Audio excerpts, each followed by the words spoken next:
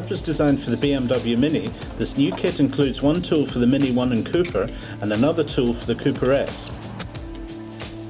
The tool is used to lever the tensioner back, and then the pin is inserted to hold the tensioner out of the way.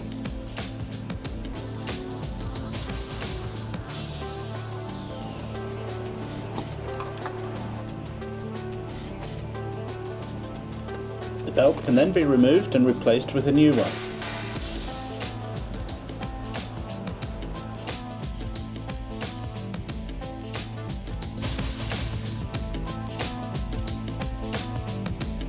Then the tool is used again. The pin is removed and the tensioner released.